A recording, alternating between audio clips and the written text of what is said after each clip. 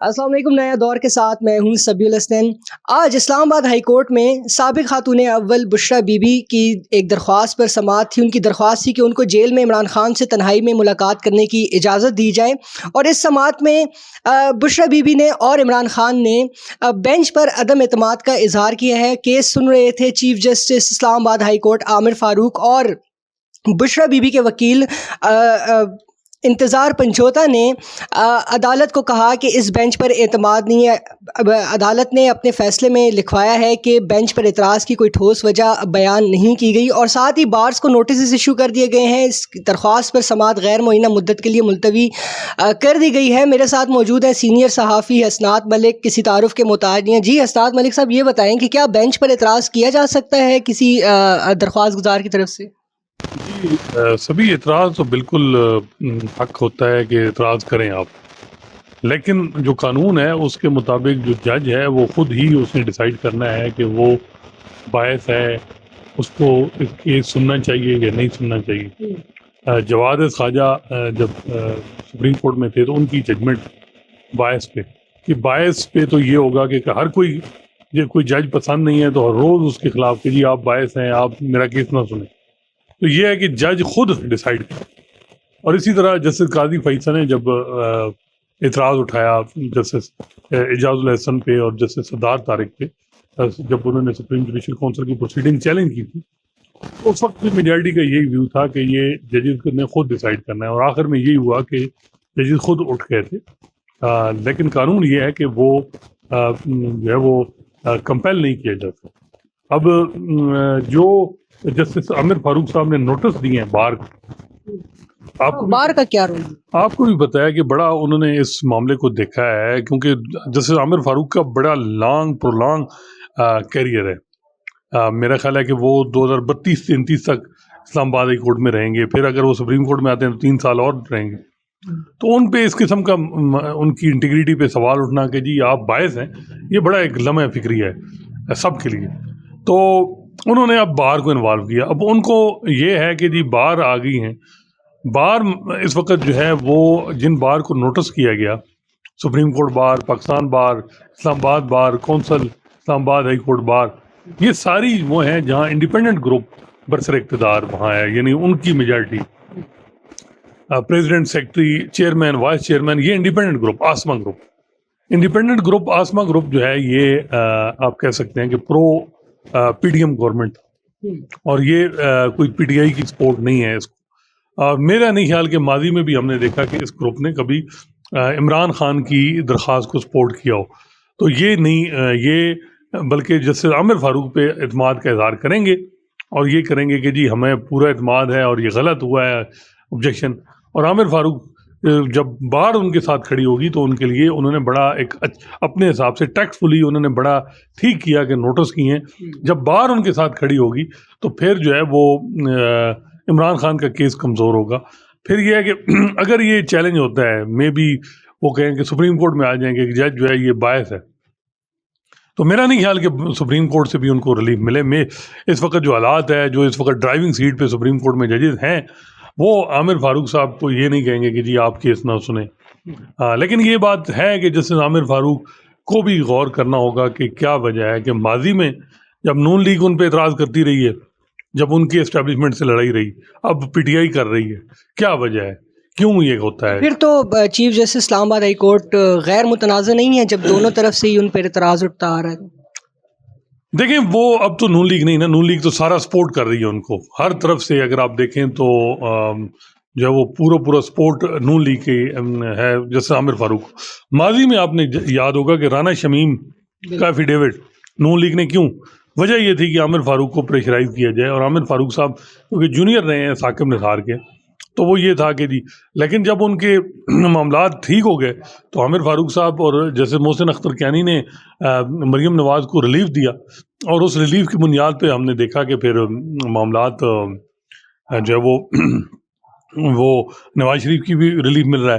تو یہ وہ ساری چیزیں ہیں جو میرا خیال ہے کہ پی ٹی آئی کو اسلام آباد ہائی کورٹ کے چیف جسٹس عامر فاروق پہ بڑے تحفظات ہیں، پوری وہ کوشش کر چکے ہیں.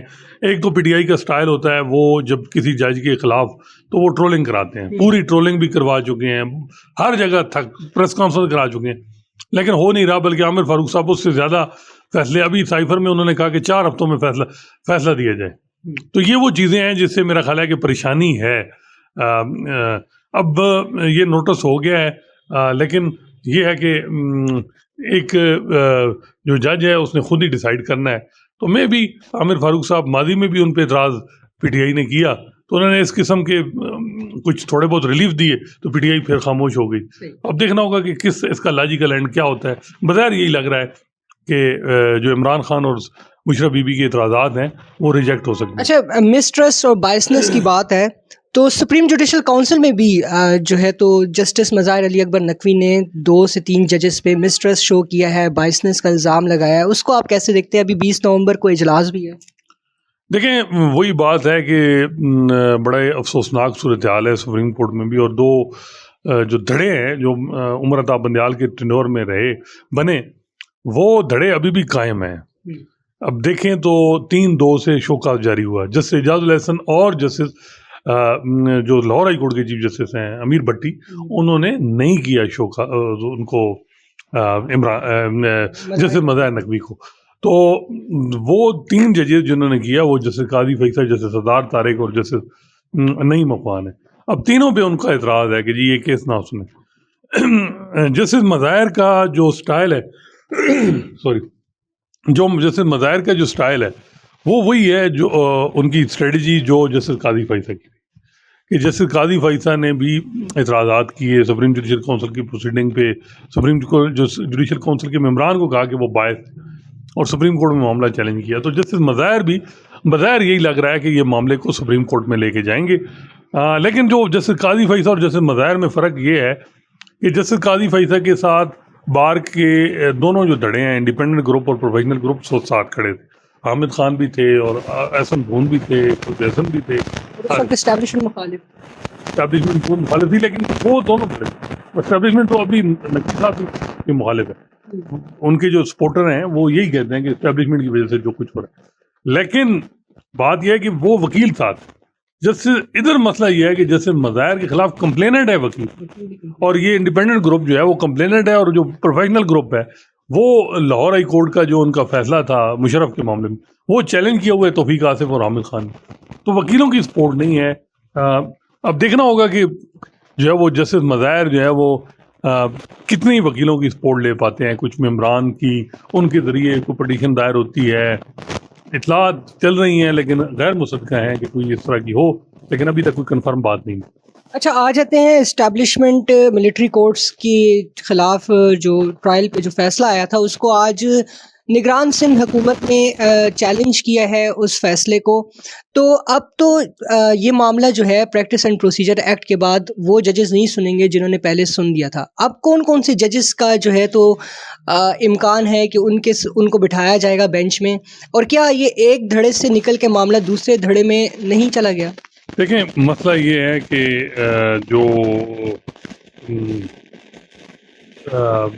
جو معاملہ ہے کہ اس میں کوئی شک نہیں کہ جسٹس اعجاز الحسن اور جسٹس منیب اختر کا جو فیصلہ تھا وہ ایک بڑا فیصلہ تھا، اور جسٹس مظاہر کا بھی جسٹس شاہد رہی تھی، اور یہ ان کو بندیال صاحب کی گروپ میں ہم گنتے تھے. اب یہ 5 ممبران نے کر دیا. اب جسٹس قاضی فیصل جو ہیں وہ چیف جسٹس، انہوں نے انٹرا کورٹ اپیل میں بینچ بنانا ہے 14 دن کے اندر جب اپیل فائل ہوتی ہے. آج اپیل فائل ہوئی ہے سندھ گورنمنٹ کی میں بھی، اب اس کے 14 دن کے اندر جو وہی کیس لگے گا. اب اس میں ان کے پاس اس وقت سپریم کورٹ میں 16 ججز ہیں، 5 نکال لیں، پیچھے 11 رہتے ہیں. اب دیکھنا ہوگا کہ وہ کیا بینچ بناتے ہیں، خود بیٹھتے ہیں یا نہیں. یہ بھی بات ہے کہ وہ اس معاملے کو دیکھتے ہیں کس طرح. لیکن اس میں 2 سوال ہیں. ایک تو 103 لوگ جنہوں نے 9 مئی پہ حملہ کیا ان کا معاملہ بھیجا گیا ان کی جی وہ ٹرائل نہیں ہو سکتا. دوسرا وہ 43 ایئرز اولڈ قانون جس کے تحت سویلین کو ٹرائی کیا جاتا ہے، وہ قانون جس کے تحت کوئی سویلین انسائٹ کرے فوج کے اندر لوگوں کو کہ بغاوت کے لیے اکسائے جس طرح یہ، اور ملٹری انسٹالیشن پہ حملہ کرے، وہ قانون بھی انہوں نے کہا کہ ultra vires of the constitution. تو یہ اب دیکھنا ہوگا کہ سندھ گورنمنٹ کی طرف سے بھی اپیل آئی ہے، جہاں زیب امان بلوچستان گورنمنٹ سے سکندر بشیر محمد کر رہے ہیں. اس کے علاوہ خواجہ حارث کو وکیل انگیج کیا ہے ڈیفینس منسٹری نے. انٹیریئر منسٹری نے بھی جو ہے وہ عمر بلال صوفی کو کیا ہے. تو بڑی پاورفل لیگل ٹیم انگیج کی ہے اور اس کے پیچھے سارا اسٹیبلشمنٹ ہی ہے. تو دیکھنا ہوگا کہ کس طرح الٹیمیٹ سپریم کورٹ لے کے جاتی ہے اس معاملے کو.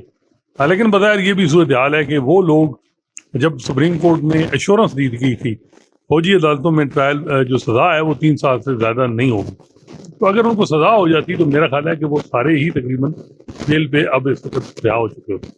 اب یہ بھی دیکھنا ہے کہ ان لوگوں کو مئی سے جو اندر رکھا گیا ہے ان کا بھی ٹرائل جلدی کنکلوڈ ہونا چاہیے، یہ بھی ایک بات ہو رہی ہے. تو سپریم کورٹ پہ اب ساری ہے چیف جسٹس قاضی فائز کے حوالے سے ان پہ دیکھنا ہے کہ ان کو اس معاملے کو کیسے جو بینچ کون سا بناتے ہیں، خود بیٹھتے ہیں یا نہیں، یا جو ہے وہ یہ بھی ہو سکتا ہے کہ وہ خود پریزائڈ کریں. خود تو وہ آپ کیا سمجھتے ہیں ان کو بیٹھنا چاہیے؟ کیونکہ 21ویں ترمیم کا جو معاملہ تھا وہ بھی تھا تو ملٹری کورٹس گئی تو اس پہ ان کا اوپینین ہے. وہ میٹر خیر علیحدہ تھا. وہ ایک تو بات یہ ہے کہ انہوں نے مائنڈ تو اپنا ڈسکلوز کیا ہے فوجی عدالتوں کے حوالے سے. انہوں نے کہا ہوا ہے کہ فوجی جو ملٹری جسٹس ہے یہ انکانسٹیٹیوشنل ہے. وہ کانسٹیٹیوشن امینڈمنٹ ہوئی تھی، سن سیٹ کلاس تھی، انہوں نے کانسٹیٹیوشن امینڈمنٹ کو اڑایا تھا انہوں نے اور جیسے جواد خواجہ نے. اور اس میں جو ملیٹنٹ الائز تھے، جو لوگ وار اینڈ ٹیرر میں ملوث ملیٹنٹ تھے، ان کی ٹرائل کے لیے بنائی گئی تھی. یہ معاملہ ذرا ڈفرینٹ ہے. صحیح. جی بہت شکریہ استاد ملک صاحب. تو ناظرین یہ تھی آج اسلام آباد ہائی کورٹ میں بشریٰ بی بی کی درخواست پر سماعت کے احوال، اور بڑا ٹیکٹفلی چیف جسٹس عامر فاروق نے معاملے کو دیکھا ہے. اور اسٹیبلش ملٹری کورٹس کے خلاف جو اپیل آئی ہے اس فیصلے کے خلاف، وہ 14 روز میں لگنے کا امکان ہے. فی الوقت کے لیے اتنا ہی. اللہ حافظ.